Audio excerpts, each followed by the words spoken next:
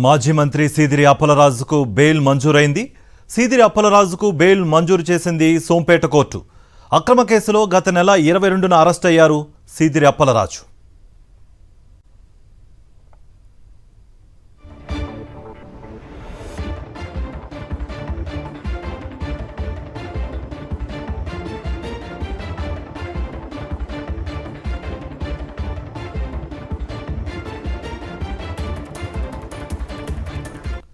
మాజీ మంత్రి సీదిరి అప్పలరాజుకు బెయిల్ మంజూరైంది.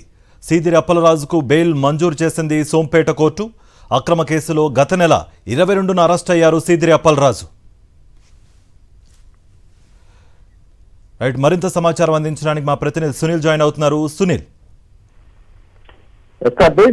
మాజీ మంత్రి వైఎస్ఆర్సీపీ సీనియర్ నేత సీదిరి అప్పలరాజుకు బెయిల్ మంజూరైంది.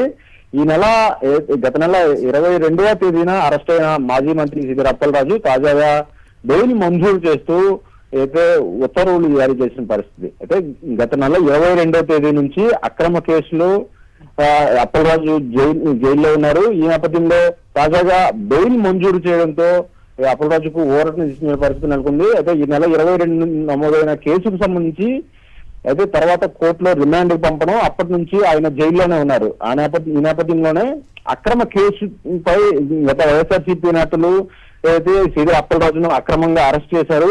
ఆయనకు సంబంధం లేని కేసులో ఆయన్ని అరెస్ట్ చేశారని కూడా తీవ్ర ఆవేదన వ్యక్తం చేసిన పరిస్థితి. కూటమి ప్రభుత్వానికి సంబంధించి కూడా తీవ్ర వ్యతిరేకత ఏర్పడిన పరిస్థితి. దీనికి సంబంధించి మాజీ ముఖ్యమంత్రి జగన్మోహన్ రెడ్డి కూడా పర్యటించారు. అప్పలరాజు అరెస్ట్ ను కూడా తీవ్రంగా ఖండించిన పరిస్థితి నెలకొంది.